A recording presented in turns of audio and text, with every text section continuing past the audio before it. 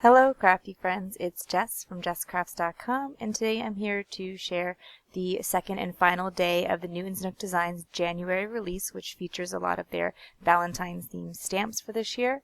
And today I'm showcasing Darling Duos stamp set and the Darling Hearts die. I cannot express how excited I am about this stamp set and die combination. I think it is so unique and special, and I just had to work with all of them right away. And so I'm going to be showing some other cards later this month with this stamp set as well, because I just fell in love with it so much. And the coordinating dies, there's one large heart die with a stitch detail, which you guys know that I love. I love adding that stitch detail to things, but it cuts out all three of the animal sets, and I think that's a great value.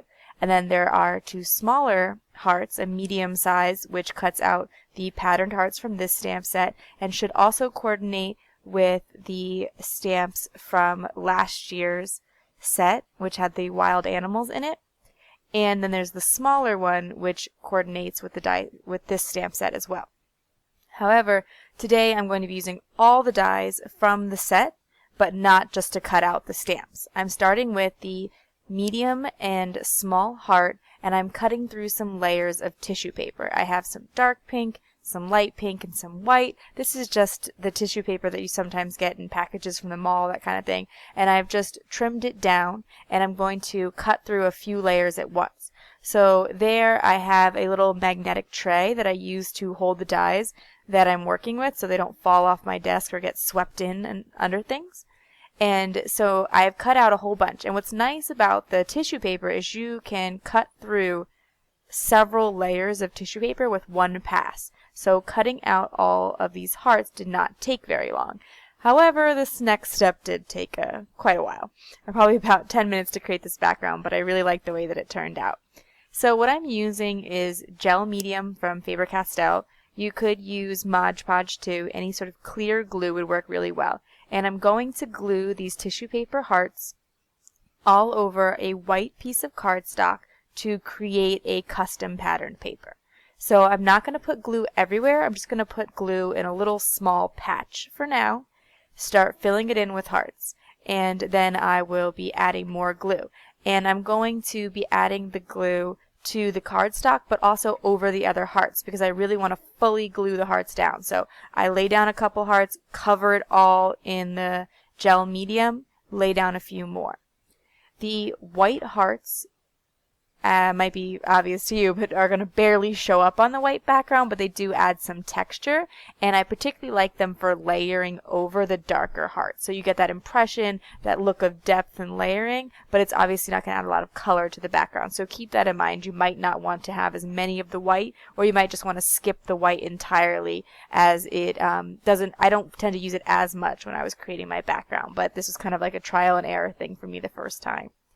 And so as I go, I'm trying not to put the same color of pink right next to each other too many times, because I don't want to create really large areas of one color or the other. And so the white is helping me to break those up, because it gives me a fourth color to use to break up the patterns. But I definitely suggest having a few different colors to work with, as it adds more interest. If you did it all in one color, it might get lost. You might not realize as much what's going on in the background. And what I found was best when I tried it was to cover the whole card in the large hearts and then add some of the smaller hearts. If I were trying to add the small hearts right now, they would get completely overwhelmed by the larger hearts around them.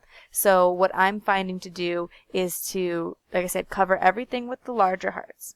Then take a dark small heart and put it over a lighter big heart, or take a light small heart and put it over a darker big heart. So basically, just as long as you're presenting the contrast and they are a little bit different, they're going to show up well on each other. If they're too close in color, you're really not going to notice them as much. I found that the white mini hearts were really great because they stood out against all the different backgrounds. So I definitely recommend it more for that. So then I covered everything with a layer of gel medium at the end. Now, as you can see, I loved them, and so I cut out every single one of them with that heart die that fits perfectly around them, and I wanted to show you that it really did coordinate with all of them. and I just had to choose which one I would use for today's card, although you will see the other ones coming up down the line. And I did pick the birds because I wanted to create a very monochromatic card, a super, super pink card. I'm thinking that maybe this one might wind up with my mom's Valentine, even though I guess it's really supposed to be a bird couple here.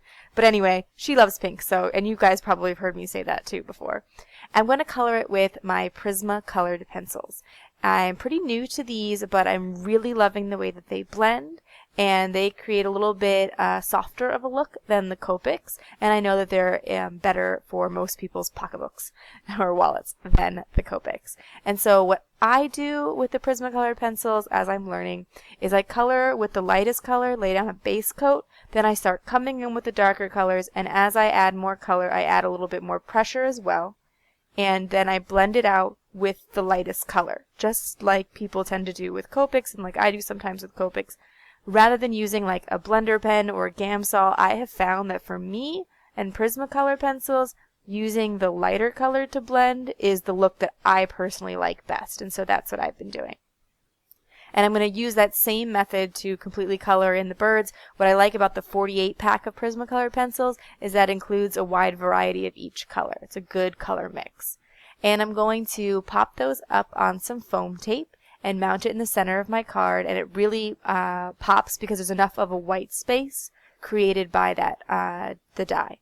Then I took the love sentiment also from that die set, which is so awesome that that word is just included in there with the die set and coordinates perfectly. And I cut it out of foam so that it would have a little bit of dimension without having to layer it a bunch. And it isn't super noticeable against the background, but I kind of like the subtlety of it there. And then I mounted it all on some black cardstock so that it would really pop and really bring out those bright pink colors.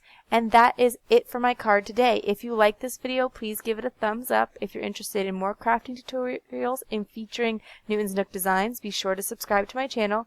This is part of the Newton's Nook Designs January release blog hop, so be sure to check out the description below to find the link to my blog where you can enter for your chance to win. And thanks for watching.